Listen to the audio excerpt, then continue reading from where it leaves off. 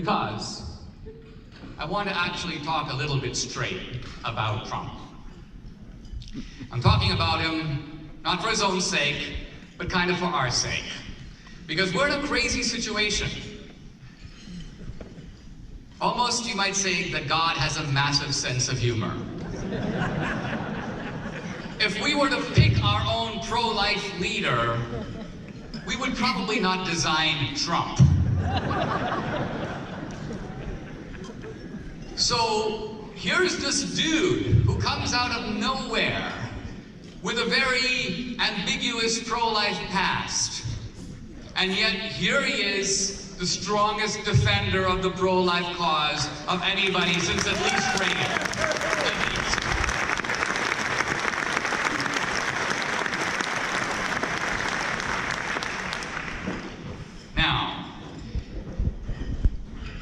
I know some of you have been following this latest impeachment business about the Ukraine. It's all nonsense. Don't worry about it. But I do want to alert you to a bigger thing that is going on. And this has to do with a tactic of the left. The left happens to know that we, you, are the team of the straight-laced people, which is to say that you're decent. And the left's strategy is completely dependent on exploiting that decency. Case in point, Stormy Daniels. So the left was really excited when the Stormy Daniels thing came along. You know why? Not because of them, not because of Stormy, not because Stormy Daniels is a pervert. The people on the left are far more perverted than that. She's very moderate by their standards. They have no problem with Stormy Daniels. But they know that you do. And so their strategy goes like this. Why don't we find a pro-life Republican, and then we stick Stormy Daniels and hang her around his neck.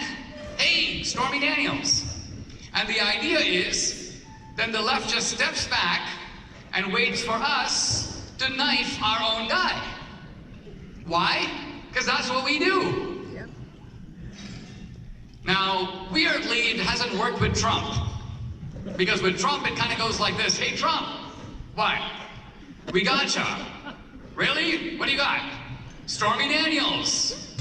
What else you got? That's Trump.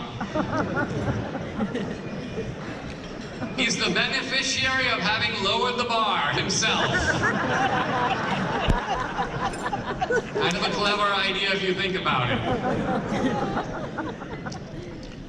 He's a mud wrestler. The pro-life movement is not used to having mud wrestlers. And Trump is a mud wrestler who appears to actually take a certain relish in it. Going after Trump is kind of like wrestling with a pig. Not only does it get everyone dirty, but the pig likes it.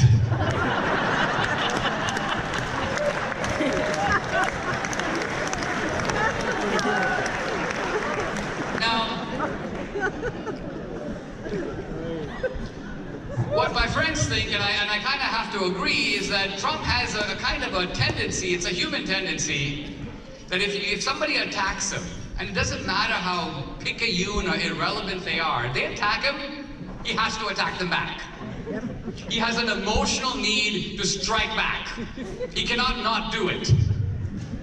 And again, you know, from a human point of view, that's a flaw. I mean, as parents, this is not what we teach our kids. Right? We teach them the opposite. Restraint. Pick your fights, man. But again, this human flaw, politically, I would argue, is something that we, and particularly we pro-lifers, desperately need. This is an issue that requires tremendous courage. It's going to take tremendous courage on our part. I don't even think we're ready for it.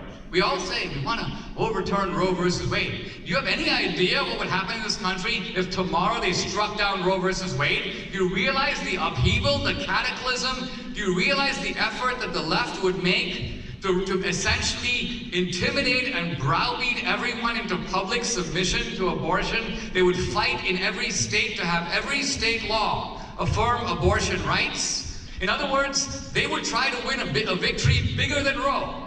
Roe is only sustained by Supreme Court fiat. Imagine if abortion laws like Roe were upheld in every one of the 50 states. Our defeat would be much worse. That's what's going to happen when Roe goes down. The fight isn't going to go away, it's going to escalate. So are we ready for it? Answer, no.